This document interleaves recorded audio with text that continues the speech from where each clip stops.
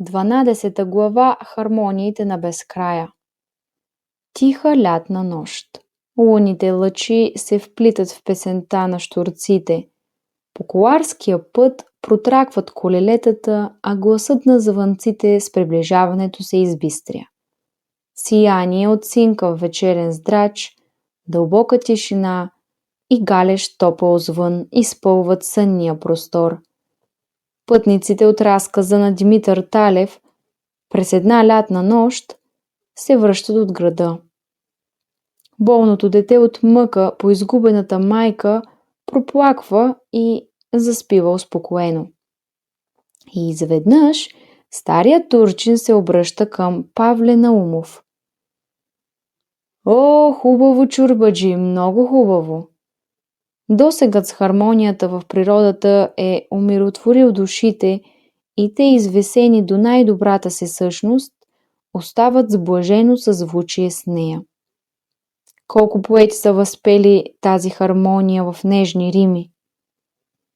И все пак тя е хармония, която идва от творението. Човешкият дух я усеща и разбира, защото е искра от Твореца Бог.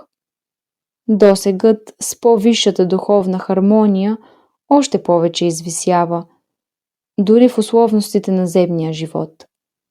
Протестантският пастор Грегори Роджърс попада в православен храм по време на светата литургия. Пленен от мистиката на тази богочовешка драма, той остава прикован и когато тя привършва, неволно се изтръгват думите. Защо свърши? Защо свърши това дивно съзвучие между бедния човешки дух и хармониите на божествения мир?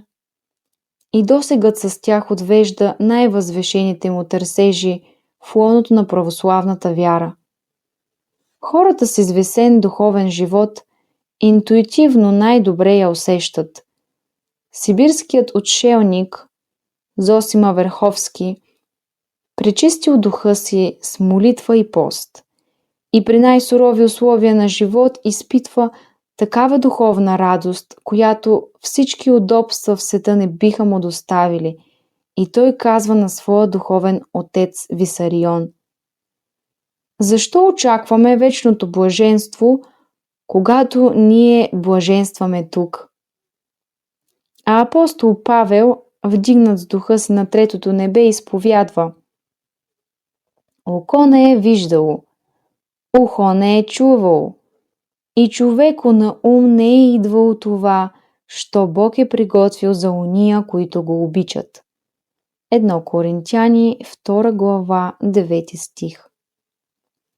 Съвършенната отвъдна хармония на вечността е необхватна за ограничения човешки ум и чувства. Искрици от нея усещат с духа си тези, които са се извисили над грешната човешка природа, и на тях Бог открива една малка пролука към нея за свидетелство, че тя съществува и ни чака отвъд. Ще я наследи този, който още тук се стреми да устрои духовния си живот в съзвучие с нея. На планината Тавор, преди кръстните страдания, за да укрепи учениците си в предстоящите изпитания, Христос се преобразява пред Петър и Йоан и Яков, като показва своята божествена природа, доколкото те могат да вместят. Те падат по очи, заслепени от неземен блясък, а душите им предвкусват красотата на небесната хармония.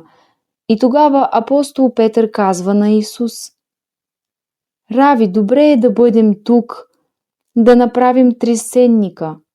Марк 9 глава, 5 стих. Тоест, да останем завинаги при тази хармония. Човешкият дух е сътворен за съвършена и непреходна красота. След като той се освободи от земните условности, ще се слее с нея и тогава ще живее своя истински живот. А до тогава само ще копнее за нея, ще изгаря от носталгия по хармониите на безкрая.